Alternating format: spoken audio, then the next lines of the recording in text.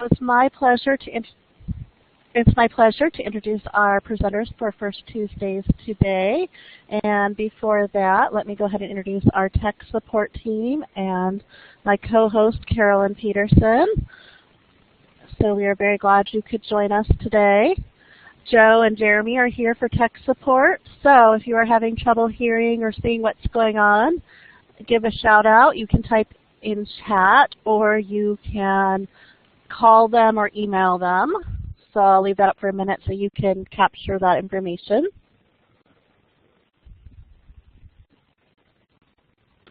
This program is part of the Washington State Library's programs we fund out of the Institute of Museum and Library Services. So today's presentation is brought to you by two wonderful librarians that I have had the pleasure of working with over the years.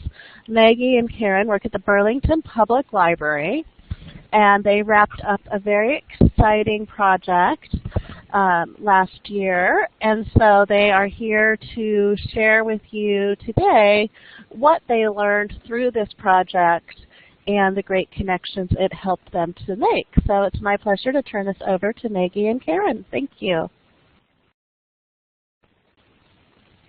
Yay, good morning everybody. Hopefully you can hear us okay. I heard my mic was a little low, so I'm going to talk loudly, and if I'm too loud, please feel free to type in the chat box and I'll tone it down.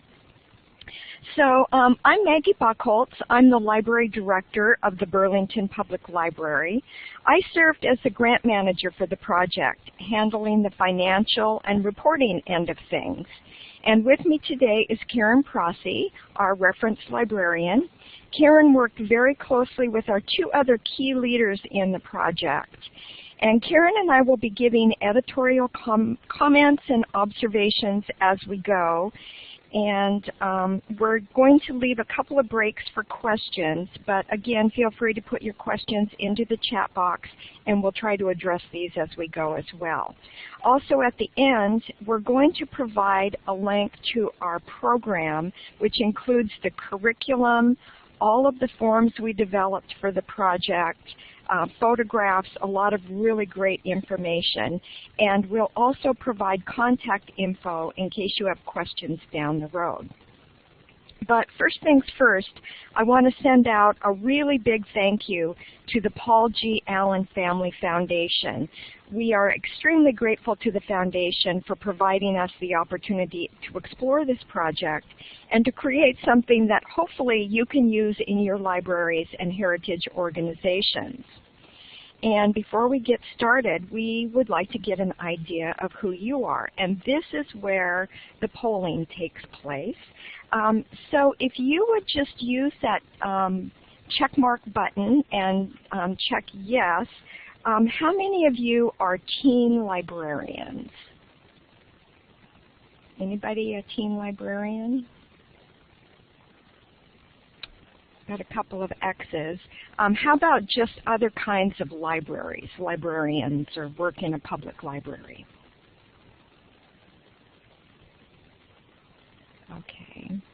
And do we have anybody that is in a genealogy society or other kind of heritage organization? Okay. Great, thank you. Well, just to give you a heads up, we are going to be giving this from the library perspective and trying to do this as a library program. And so that's a lot of what our comments are about. But if you are from a heritage organization, then you certainly will be able to use this information as well. So the other two key leaders in our project were Margie Wilson and Linda Larrabee. The Making Connections Through Roots project was a brainchild of the volunteer project coordinator, Margie Wilson, who approached us with the vision of connecting teens to genealogy. The Burlington Public Library houses the genealogy collection of the Skagit Valley Genealogical Society, and Margie is a genealogy librarian. So we started this project with a pre-existing collaborative relationship between the two groups.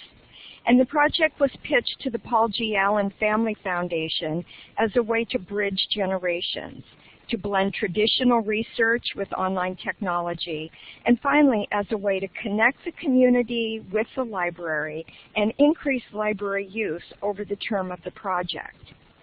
The other key person involved was our high school teacher, Linda Larrabee. And this leads us to one of our first key takeaways for you. If you are planning to replicate this project, your first needs are key leaders who have the skills and passion to first keep the project on track by always being a step ahead in planning. Margie Wilson was extremely organized and regularly looked at least 2 weeks ahead, confirming speakers and other details, arriving early for setup and staying late to debrief what went well and what should be adjusted for the next session. And second, you need someone who has the ability to hold the kids accountable for completing the assignments. We worked with the high school, and so having the teacher really ride those kids and make sure that they were staying on track was very helpful.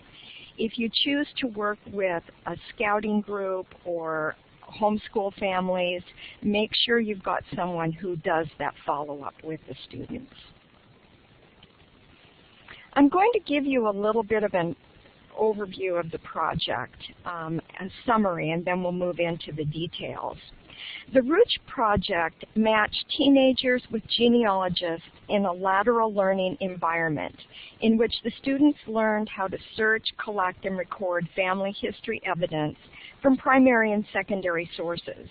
And genealogists gained skills through mentoring and applying new technologies. Through Roots, both the teens and the older adults reached common ground through family history research.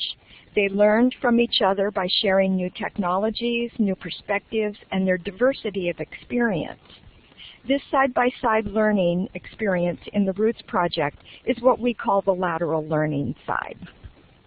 The goal for the teens was to learn basic library research skills, focusing on using primary and secondary sources needed for genealogy and family history research. And for genealogists, to gain skills with mentoring and new technologies. So we expanded our partnership. The grant partners included the Burlington Library Foundation, which served as the fiscal agent for the grant funds. Roots was initially planned to be extracurricular through connections with homeschools, churches, scouts, or families throughout the county. However, one of our foundation board members recommended that we contact the alternative high school teacher who had a great reputation for managing a former district-wide History Day program and who could understand the extended research commitment involved. Linda proved to be an enthusiastic and willing partner. We aren't sure if we would have been able to get as committed results if it had been voluntary on the part of the students. The sustained school requirements, particularly the accountability part, seem key to this success.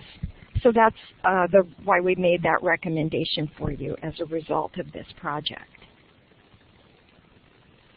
But the mentors were also a key factor in making the project work. The relationship between the mentors and the students was most crucial and the most amazing aspect of the project. And this relationship helped the project truly transform the lives of the students involved. The end result of the project was that struggling students completed their education and now understand the value of research. And they are better connected to their families and the community, and they are empowered to pursue lifelong learning with the skills that were acquired through the project. We had so many students tell us that they didn't understand research before the project. They thought you could type anything into Google and get an answer, and now they really have learned skills that they believe will take them through their life. And that's another key takeaway for us. It's really important to communicate the purpose of the project to your key partners before taking the first step. We did experience a rocky start when we first approached the local genealogy society. For Karen and I, the project was about the research process, how and where to search for information. But for some of the board members of the Genealogy Society, the end result was the most important thing to them. A few officers were concerned that we weren't experienced enough in genealogy to lead the project, and the students wouldn't be capable of creating a high-quality end result. There was even a suggestion that we needed to hire a professional genealogist to do some of the research for the kids so that they would get really quality results. We resolved this with a lot of meetings and discussion, but in hindsight, I wish I had met with the society board first, and instead of relying on them to read and understand the purpose and goals from the grant application, that we had really explained it and talked about it. That FaceTime might have prevented some of our initial misunderstanding. But once we got going, it was full steam ahead and really was a fabulous program. So that's the short overview. And now Karen is going to share some of the details of the project. Thanks, Maggie. Can you hear me okay? Okay, yeah, you're great. Just to explain a little bit more, actually quite a bit, the project actually was implemented in 2 phases. During the first phase, we developed the curriculum and recruited mentor participants. The original grant was written to include 10 teens and 10 mentors to participate. But our project coordinator, Margie Wilson, promoted the project to genealogy societies in Skagit, Snohomish, and Whatcom counties here in northwestern Washington in one of the most proactive outreach efforts for a project I've ever seen. After 2 enthusiastic orientation sessions and a great sales pitch by Margie, 22 mentors signed up, double what we expected to be able to find. And after the initial training, only two of the mentors dropped out due to scheduling conflicts. 2 became alternates, and 1 participated through January. 17 mentors completed the project, and they ranged in age from 55 to the late 80s, and all were wonderful. They were keys to interpreting the enthusiasm for family history to all the students and to the staff also. Our administrative role included developing several new but necessary forms, including a volunteer application form, participant rights and responsibilities agreements, background checks, and L&I coverage forms. Participants were covered through a City of Burlington volunteer program. The important takeaway from this we learned was, from this early start, was working with an established genealogical society. This group provided a source of volunteers exceptionally committed to the topic. Many of the Skagit Valley Genealogy members recognized and reinforced the value of the project as a way to share their enthusiasm for family history and to help grow interest in genealogy for future generations. And this enthusiasm has not waned, so I hope that you will continue this, even for teens. In the beginning, as we were beginning to plan the project, while some of the genealogists were very experienced, many needed some confidence building. So the project was designed to also include training for the mentors. This training also helped assure that the mentors would start with the same base knowledge. To help with the training, several professional genealogists from the Puget Sound area were contracted to conduct 9 weeks of training in June and July of 2013. An added session on African American genealogy research was also conducted in September. In addition to attendance by the mentors, we made the training sessions open to the public, which substantially increased interest in the project throughout the community and surrounding counties, actually. So here's another takeaway. Don't be afraid to ask for volunteer assistance, even at the presenter-trainer level. While we budgeted funds to pay outside trainers, we found that the mission to educate, promote, and preserve an interest in genealogy is part of most genealogical societies' missions. As such, many trainers volunteered their time to help with the project. We did offer mileage to cover expenses for travel for people who lived in Seattle, which was appreciated, however. On to developing the curriculum. When planning the program, we decided to use the book Branching Out by Jennifer Hollick as a base template. It's still available, and I believe she has a new edition out. But we also felt the curriculum needed to be adapted to include programming and lessons. So the curriculum was modified by the project coordinator, the high school teacher, and by me, the reference librarian. The project anticipated 30 weeks of student training, but this was reduced to 20 weeks in order to allow independent research sessions for the students at the conclusion of the coursework to develop their summaries. On our library website, we've provided a copy of the curriculum, which includes all the details for each class, including objectives, materials needed, preparation and procedures, and follow-up assignments for the students. So any questions about that?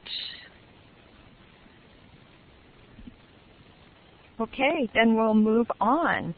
Phase 2 of the project, we did all of this initial preparation and initial training for the mentors. And then phase 2 is when we match the students and mentors for the project training sessions. Weekly 50-minute classes covered the introductory elements of basic genealogy. The students were all in their senior year of high school, age 17 and 18.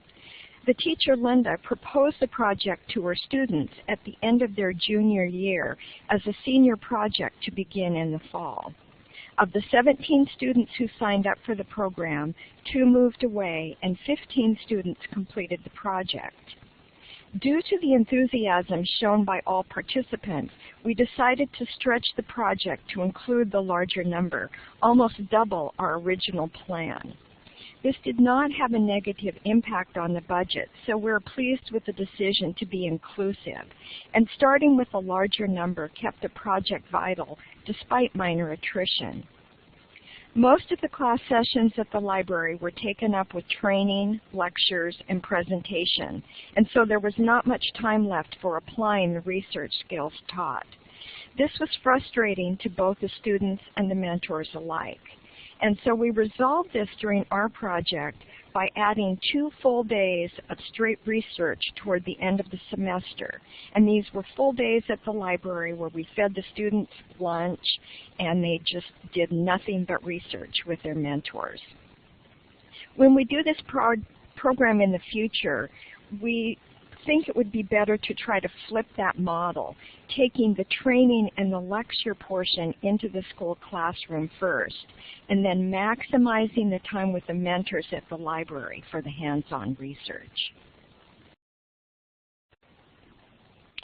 And just to elaborate on this a bit, we do have a great meeting room in our library. We have 12 laptops, which were obtained through a previous grant that were available for the students. They were used at all the mentor sessions in our meeting room that was scheduled weekly for this project. The laptops had special genealogy software, Legacy Family Tree, that they used to input documentation of their family history discoveries. They saved the data from the software so they could use it on their home computers for the future. So that was the time they were spending in the sessions with the mentors. One of the goals of the project, though, was to connect the students to the library for future reference needs. But when the relationships were developed, the students only wanted to go to their mentor for answers and forgot about the process sometimes. The teacher was able to provide classes that integrated with the root curriculum, but one takeaway for us was to better plan what she wants for this class session that led to the mentor sessions. That might have made our mentor sessions more productive, especially in the beginning when we were working things out. We might also have developed concurrent assignments on history and geography because understanding that would add more depth to their research. Assignments, not just lectures, focusing on primary and secondary sources would add some dimension to the family history research, which was our goal. For example, did ancestors move away from their birthplaces to avoid serving in the military or to find jobs? That was always crucial. What was happening in Mexico that inspired so many to leave, and what was the Prasse program? Those are just examples of the types of things that came up as we were talking, and the teacher tried to fill in and and provided classes, but we're not sure we did that as well coordinated as we could have. So on to our next I'd like to expand on this a little bit more.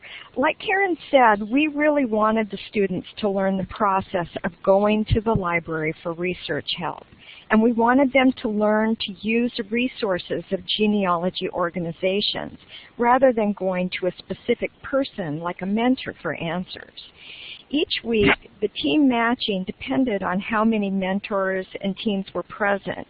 We'd originally planned to match the students and mentors one-on-one, but opted for the pool matching depending on who was there that day.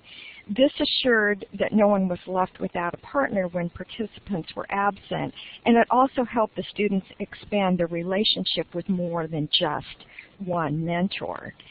And this is just another real key takeaway. When you are matching people together, adults and teens, it's crucial that you establish a policy regarding email communication and relationships outside of the program. Once the students and mentors became friends, it seemed natural to the mentors that they should be able to email the students or meet after school for extra help and support when the students were behind on assignments. And while we did do background checks and personally trusted all of our mentors completely, I did have to step in and explain that this was a violation of the school policy and a violation of library policy for this program and was not allowed, really due to the risk of perceived inappropriate relationships. So you'll see in our documentation that we did include this no contract clause in the mentor signed rights and responsibilities form. And I would encourage you to really take a close look at that.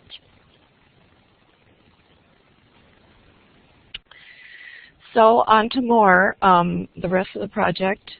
As we mentioned in the very beginning, several of the mentors gave the class lessons throughout the project. But we also had guest speakers who provided many exceptional class sessions. One of the first sessions was a local cemetery tour to study gravestones, iconography, and local family histories. Students also learned how to search cemetery plot locations in this. And what came out of that was, the feeling that there's nothing like a cemetery to start you thinking about your own place in the family tree. It was quite an inspiring day for us all. Another program was a surprisingly moving visit from a community member who represented an often overlooked segment of the community. George Ramos, a prominent Hispanic community leader here, now head of the Skagit Housing Authority, told an open and moving story of his family history, which is exceptionally encouraging to the students and mentors. Also, for our session on oral histories, our local historian, author, and archivist Teresa Trebone provided an excellent summary program on how to create audio recording and reviewed techniques for creating good oral history interviews with family elders. Finally, the alternative high school has a higher percentage of Hispanic and Native American students than the local population. The Burlington Edison School District reports 39% overall Hispanic attendance, yet our project, the percentage in our project, the percentage was 60%, and 13% Native American and only 27% Caucasian. The high predominance of students with Hispanic origins, many of whom were first-generation Americans, and the presence of the Native American students challenged the genealogists, who were primarily experienced with European research sources. Original Mexican government records, which required knowledge of the state of or birth or marriage, were difficult to obtain, especially for students who lacked the oral family history to identify this necessary starting point. Fortunately, Margie Wilson was able to arrange a Skype session with Debbie Gertler, an expert genealogist on the staff of the Family History Library in Salt Lake City. And the library was wonderfully cooperative with this. It was a great outreach attempt. Debbie provided specific answers and advice that helped many of our students get beyond their brick walls. It was also a great way for all participants to see the value of technology for problem-solving solutions. The takeaway for this is that at the beginning we didn't anticipate the many amazing positive learning experiences that took place throughout through the synergy of the genealogists led by Margie. So don't be discouraged by the extent of this project that we've been describing. It truly became more than we could have dreamed. And to expand this for the community, once a month, a living history or related educational program reinforcing the Roots curriculum was held in the evening at the library. The purpose was to help the teens to better understand the life and times of their newly discovered ancestors and to place their ancestors in historical context. These programs were open to the community as well. Families of the students also attended these public programs. This feature of our program really resonated with our community, and we got really great press coverage for the sessions, and it resulted in excellent attendance and made us realize that there's high interest in local history in our community, particularly the living history where we had the reenactors. So pictured in the slide are the visual parts of the programs. The 4 programs dramatize different time periods. Several members of the Genealogy Society are reenactors, and in an earlier slide on the cemetery visit, Margie Wilson was pictured as Clara Garles, Burlington's first school teacher whose family was prominent in Burlington history, and she does local walking tours of the history of our small community.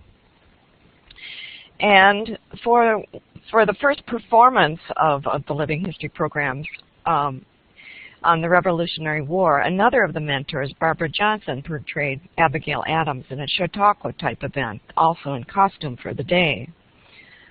She's pictured on the top left.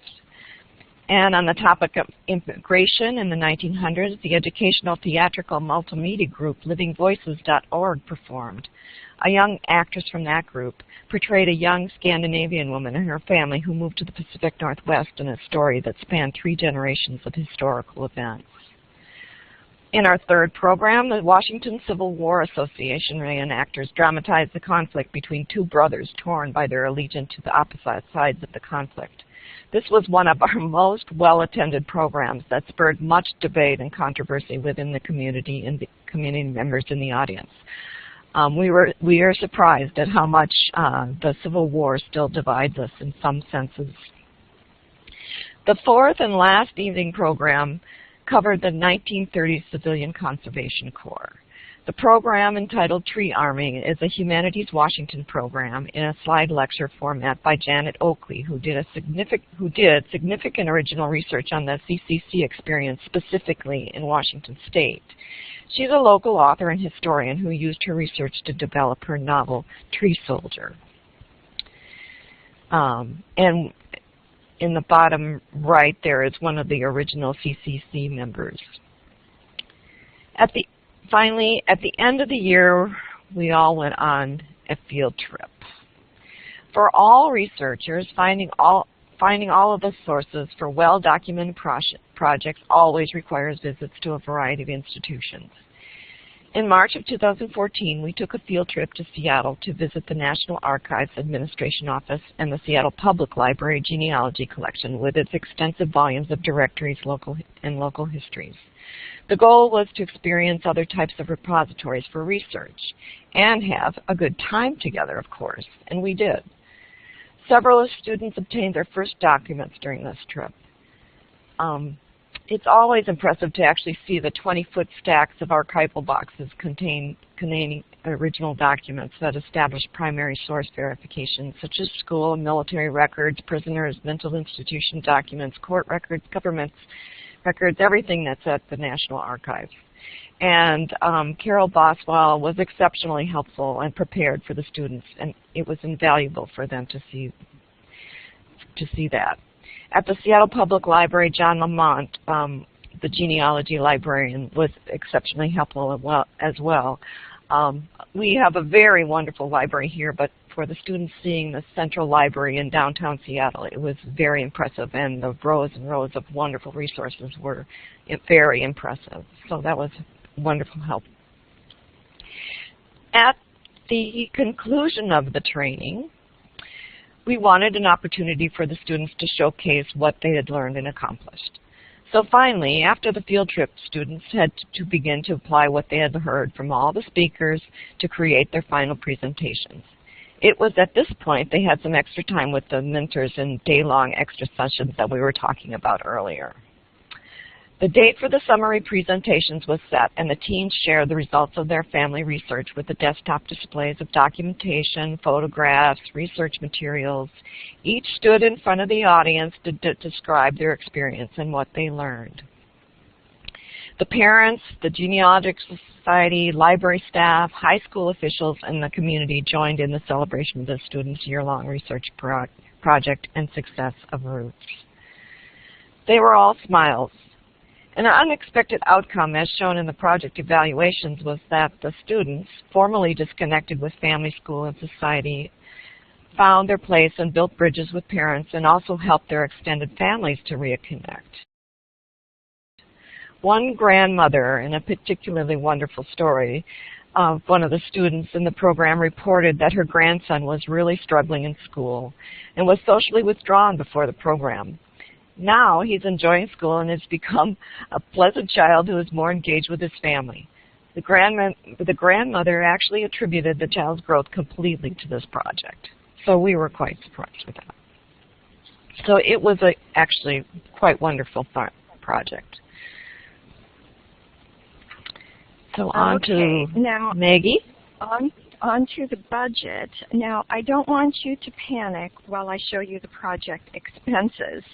You have to remember that this was a 2-year project for us, and much of our high-end costs included purchasing database subscriptions for 2 years and purchasing camera, scanner, and other equipment in order to do some of the things that we wanted to do.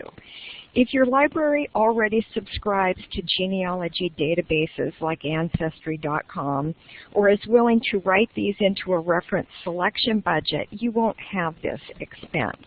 So you'll see there, in fact, I'm going to grab my pointer here now, and you'll see here that the databases were almost $7,000 of our project. At our library, we also added hours to part-time staff to free up Karen's time to participate in this project. For many libraries, the staffing costs can be absorbed into the regular programming budget at no additional expenses. Another big expense for us was the cost of the school bus to transport the students to and from the library. You might find that the school itself or a PTA group partner can pick up these costs if you want to work with the local high school. If you're working with the homeschool students or another community organization, you can eliminate this expense altogether when the parents do the transportation for the students. And also added to the bottom line was the value of volunteer time. And you'll see that down here. Almost $40,000 of our project was for the volunteer time that we calculated at the standard IRS rates. And this was really to show our in-kind matching that was a requirement of our Allen grant. But really, and truly, this project can be accomplished for much less. And in red, we've highlighted some of the primary costs, which you can see are just a few $1,000s. So supplies, which include things like the archival sheets, the logbooks, printing pages and pages of documents and assignments for the students, really was only under $1,500 or about $1,500. We did buy some new books for the library and for our genealogy library collection to supplement the program, and that included some things that we did not have that were driven by the demographics of our students that were involved, things on Native American and Hispanic genealogy research. Things like vital records request, we had budgeted a much higher number for that. But many of the students were able to, they already had their own birth certificate, and many of their parents had copies of their own birth certificates. So we didn't have to do too much sending away for those kinds of things. And again, some of our students who really had not been very well connected with their families, did not know the counties or the states where their Mexican ancestors were born. And so they didn't even know where to send away for those. And then we did have a little bit of money for our historical reenactments and our evening programs. So you can see that the actual costs can be controlled simply by limiting the number of participants or the length of the program. You can really scale this program much smaller. You don't have those initial year-long upfront staffing costs that we had to develop the curriculum, because you'll be able to take the materials that we have already put together for you. So I'm going to show you now where you get those materials. So here is our Burlington Public Library website, and we'll give you the link to that a little bit later. And I'm going to let Karen talk a little bit about where you find this information. So Maggie has outlined in red just where to find the link to the page to get to all those things, and you should be able to just download the PDFs or go to the websites indicated. We've included the budget, curriculum outline, best practices, all the forms relating to the volunteer recruitment. You're also welcome to contact the Skagit Valley Genealogical Society for more information, and we've provided contact information for the project coordinator, Margie Wilson, who will be happy to answer your questions as well. She will be a wealth of information for you. On the website, you'll also find all the comments and recommendations by the library staff, project coordinator, and all the participants about what worked well and what they think should be changed for future implementation. So this was a pretty quick overview of a very long project, and we hope you'll consider something similar for your library. We do believe that the project met all our project goals and outcomes. And while it seemed daunting at first, it will be much easier to implement in the future now that the initial planning and testing has been done.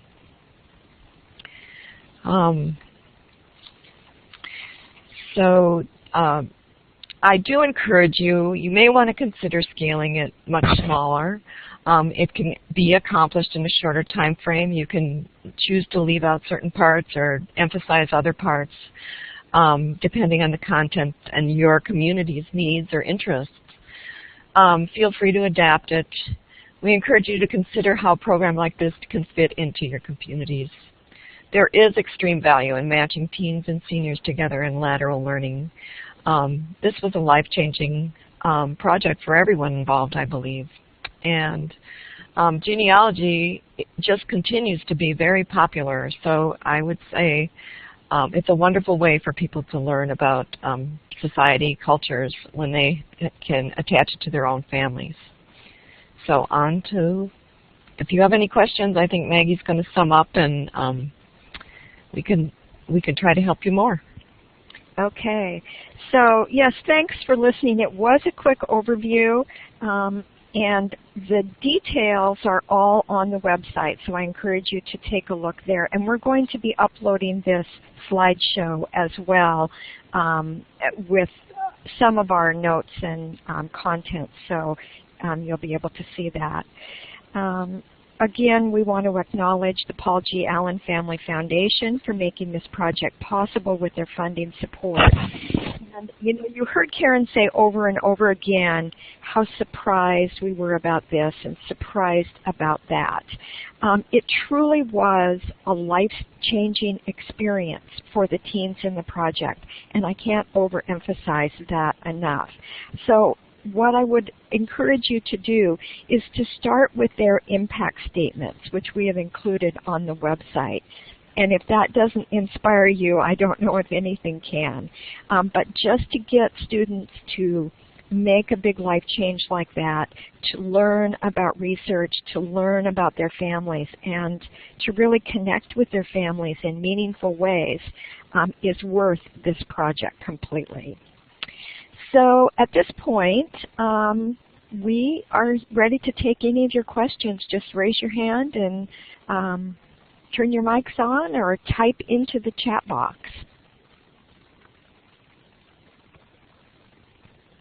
Well, it looks like someone is typing right away, and we appreciate that.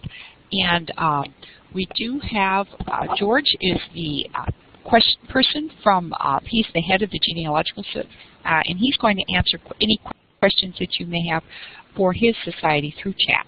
So I just thought I'd bring that along. So. Okay, good. Yeah, I saw that George signed in, and I'm really happy to have him on here. He was a great partner with us and really helped us through some of our rough spots as we were getting organized, and really just kept the whole society moving forward. It's a fabulous organization. And George may have some comments for us as well. I think let's ask him to do some chat. Do that. Let's ask him to do it. Okay, here we go. I think I'll ask him via chat if he has some comments.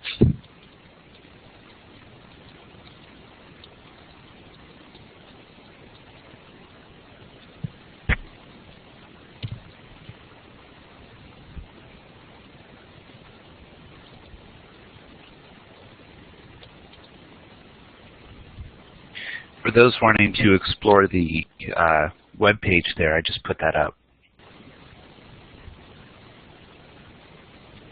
Thank you.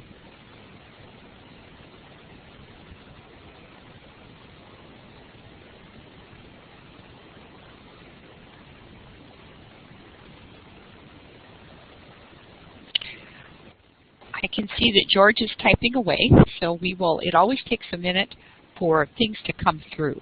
So we will do that. Okay, she said George is saying it was amazing, very gratifying experience. That was great. That echoes what Maggie said.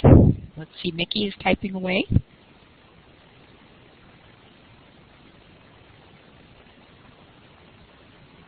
Don't hesitate if you have any questions to type them into chat, or if you have a headset to go ahead and click on talk and just ask your question verbally.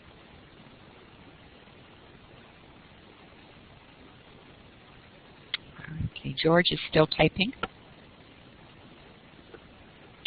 I have a question, Maggie. You said you were surprised. Both you and Karen have said you were surprised. What was the thing that surprised you the most? Well, I think for me the most surprising thing was the impact on the students, and maybe the relationship between the mentors and the students. I think everybody was nervous at first, and I remember one student said, "Oh, I don't know about this project. I'm going to have to it's going to be learning about old dead people, and we're going to be working with old people." And by the end, she said, "Oh, I love these people so much. I love my family. I love the mentors. It just meant so much to me." And I think that was really, really exciting to learn that. And another thing was just sort of the way the mentors were so patient with the students and got them through the rough parts. You know, brick walls are a really hard thing for anybody doing genealogy research. You get to a point, you think you've found what you're looking for, and you can't go any farther. And to have somebody that would just say, "Look, don't give up. Here's some things that we can do, and together we're going to get through this," and that really meant a lot to these kids. These were alternative high school kids who did not have a lot of adult guidance in their life, and so it was just really wonderful to see those relationships. But you know, I'm a people person, so we love that.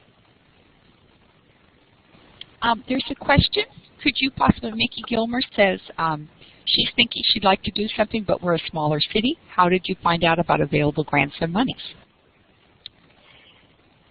Well, I think that was really Margie Wilson, again, sort of looking around for options. The Paul G. Allen Family Foundation does fund library projects like this. And you know, I'm not exactly sure how we. I would encourage you to talk with any kind of local library that has grant resources. Our King County Library System locally has a grant support center in one of their large branches. So finding some sources like that and just doing some basic grant research on who might want to fund something like this. You know, it's also for a small organization, you might consider some of your local service clubs. I know the Kiwanis love anything that supports students. Rotary Clubs are also very supportive of literacy-related projects, and this lifelong learning aspect is very appealing to them. And it's possible that between some of those kinds of organizations and a PTA group, you could be able to fund something like this at a very reasonable price. For a small group, you know, start with 5 or 10 kids and see where you can go from there. Here's a second question from in the chat, and it says from Laura, did you have to rein in the mentors who, though well-intended, wanted to do research for the students? You know, I don't think that we did. They were, you know, we had that initial misunderstanding, and when we finally got the message through that this was a process, this was a learning process, and that was really with, I think, more trying to get that understanding through to the entire genealogy board. But the mentors themselves really got that from the beginning, and it was very cooperative, and they worked with the students, saying, why don't you try this and why don't you try that? And they worked with each other as well. There were strengths in the mentor group, different strengths, and they would say, well, let's go over and ask this other person for their advice on this and where they think we might go. So no, I think the mentors were fabulous. That's all I can say.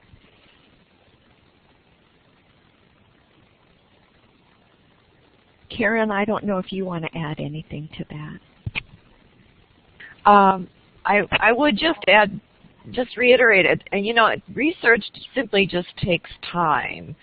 So sitting side by side with people, experimenting, going in one direction, that doesn't work. Going back, trying again in another place. The mentors were great at just leading people leading the students to a specific place, finding some little bit, showing them how that everything they find builds on each resource. So I don't know, it's time. You saw in the budget, it's the volunteer time that was committed by the mentors who were willing to do that, and with such smiles and enthusiasm. So that made all the difference, just sitting there, going back and forth, using books as well as the resources online. There is, and you meant. I'm going to just add one more thing. You mentioned books, Karen, and that was another really exciting part of this, I think. We had, again, you'll see in one of the mentors' impact statements, they got very enthusiastic about print resources, which surprised me. You know, they live a lot of their world, those digital natives that were born into a world with computers, and for these kids, really a world with Google. And so when they learned that, you know, there's so many more websites than we even could imagine, and they go, but you don't always need a website. Sometimes the answer and the thing you're looking for is in a book on a library shelf. And so that was kind of fun. We do have a question from one of our audience, and I believe you addressed this, but please do it again. Do you need written permission to use your information or guidelines for your programs?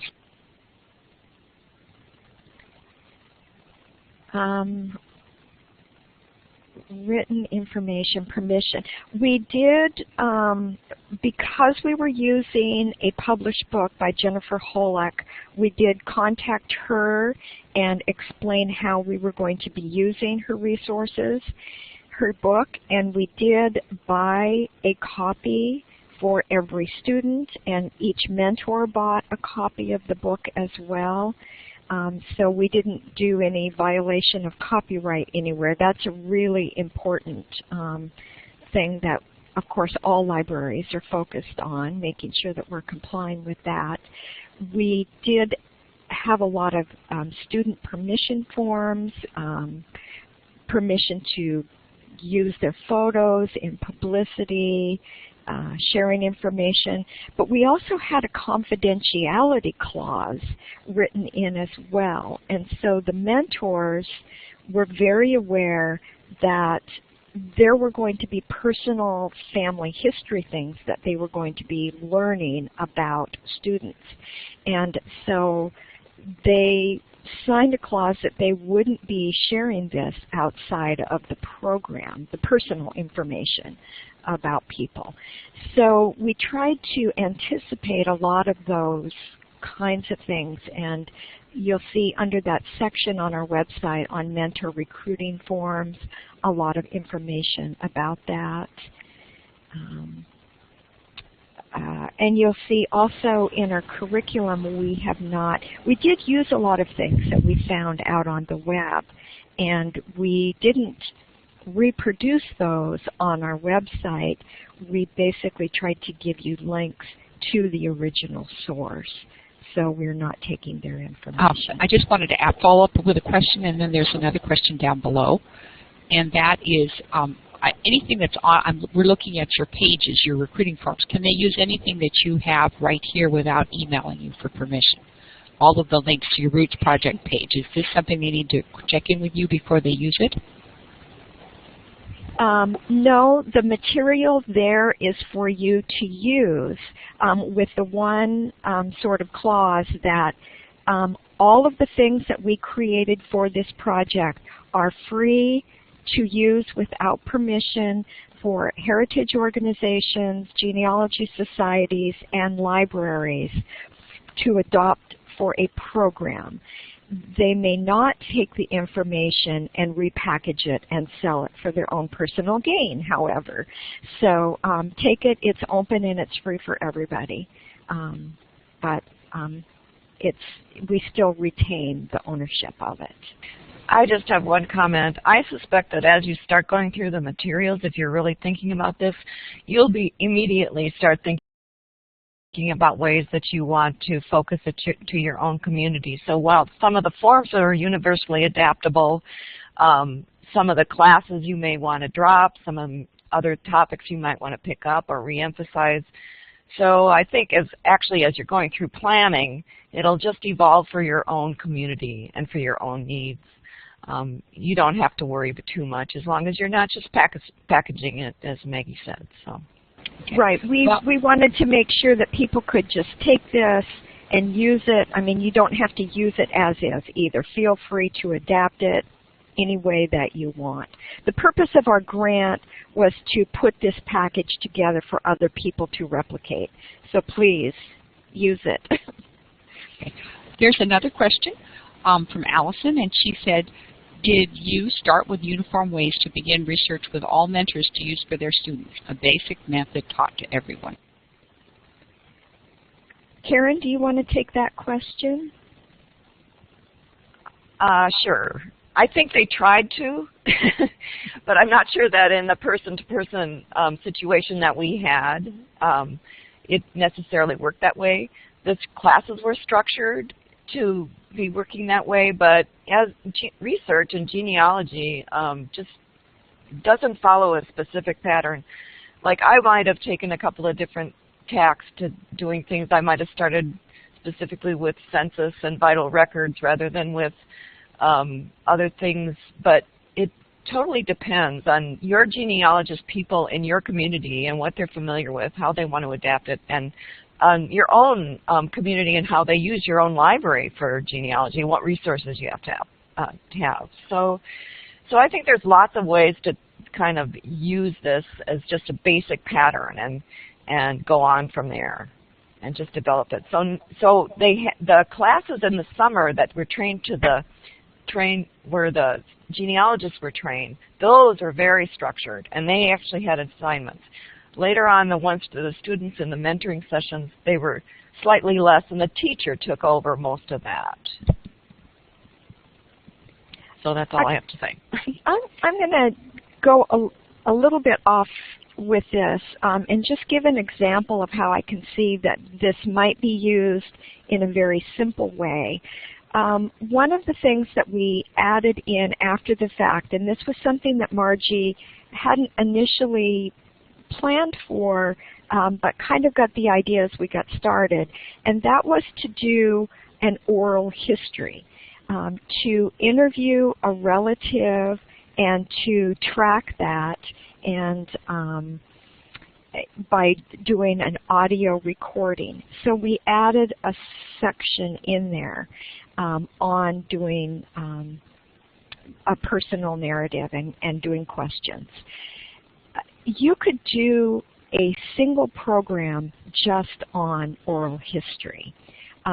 It was kind of crammed in as one lesson in our session, but it was a really interesting lesson that I think everybody really enjoyed. And so, you know, we ran into some technology trying to figure out how to download the recordings that people had done. So there was a little bit of technology around that.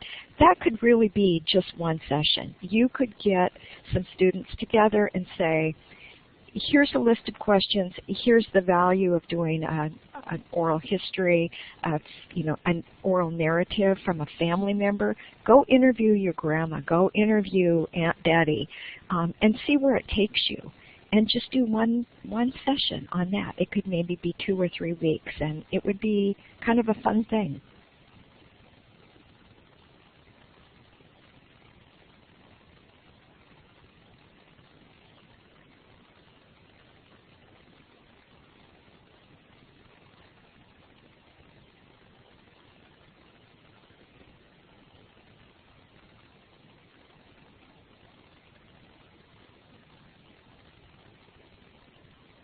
Looks like we still have some people typing.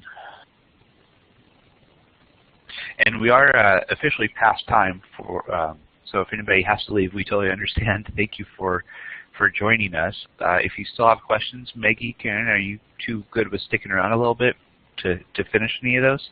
Sure.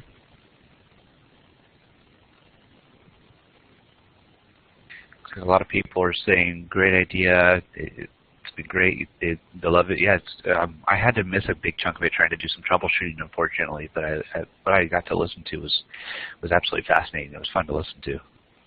Thank you both for presenting with us. You're welcome. You're welcome. Thank you.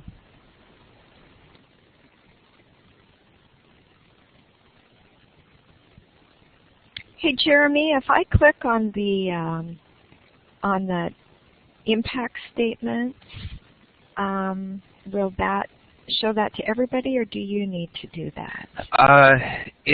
Well, you have to check the follow me at the very top of the, right next to the URL. Okay. And then it will take everyone with you. However, if it is not a web page, if it's a PDF or something, there will be issues with that. It won't want to show it correctly. I won't do it. I think they are PDFs. So. Okay. What we can do instead is we can actually, well, you can direct everyone to click on it on their own. Right. It'll prompt them to download it, or we can actually download it and push the PDF itself out to individuals. Right. It's that last section down under evaluations. It says Roots Impact Student Statements. Those are really fun to read.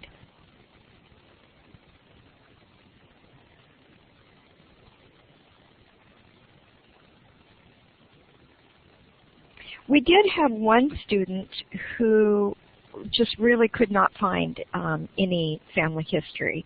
He was a first-generation student, and about halfway through when he realized it was just going to be very difficult, that family history records were just, they were in Mexico, and the parents hardly knew their parents.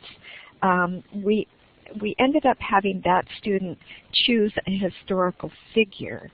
And so he did his research on a historical figure, which gave him the same process, the same experience, maybe not the same personal connection, but he did learn quite a bit through that, and I was very pleased that he was able to get through the program. I did some genealogy research a couple of years back. I was starting to trace my my ancestors after my grandparents died. And I ran into a problem. Hopefully you can at least give me some advice on getting past it. There are two different great-great-great-grandfathers that, I mean, they look like they're two distinct individuals, but both could be correct. They both came over from Ireland and born about the same time. And just a number of similarities, but they were they really do appear to have two separate records from the looks of it.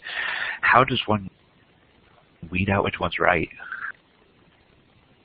Oh, that's a really tough question, and we did have that with one of our students who, kept going down this wrong path, and she would get reeled in, and it kept pulling her because of similar names. And so one of our lessons is on that whole genealogical standard, proof standard, and how you figure that out. That's a tough one. Karen, you may have some advice on that.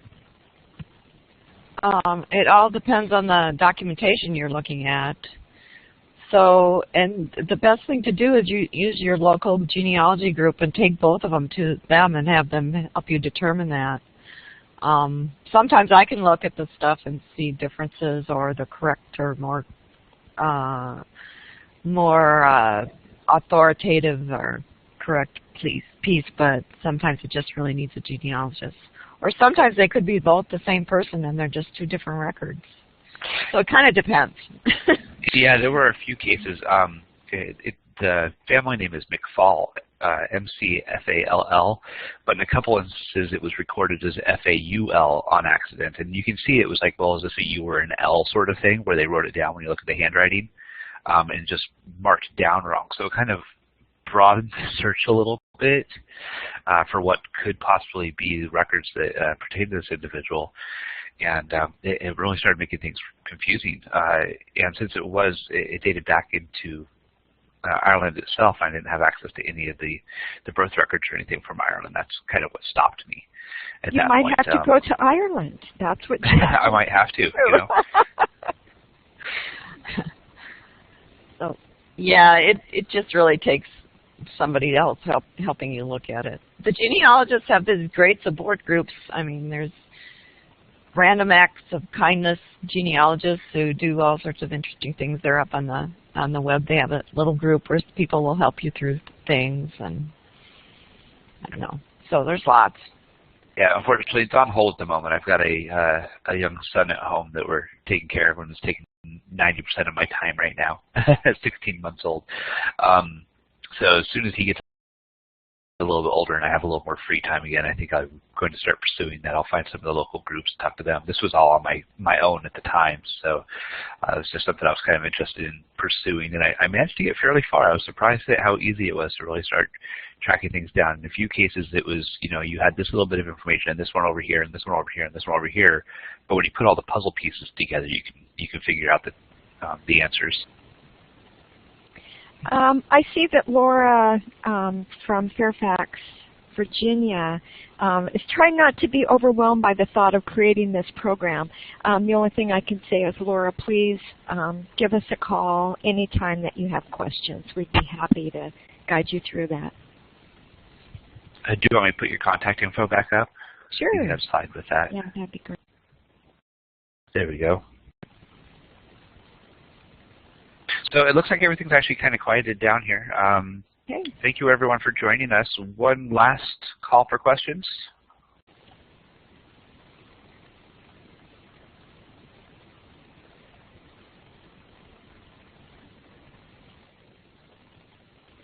If not, you may exit the room by going to File and Exit, or press the red X in the upper right-hand corner. I do need to wait until everyone's out of the room. The archive waits until the room is entirely cleared out before we can upload that. For those interested in the archive, I will post the link again. Give me 1 second. And thank you so much, Maggie and Karen. That was great. You're welcome. Yeah, it was fun.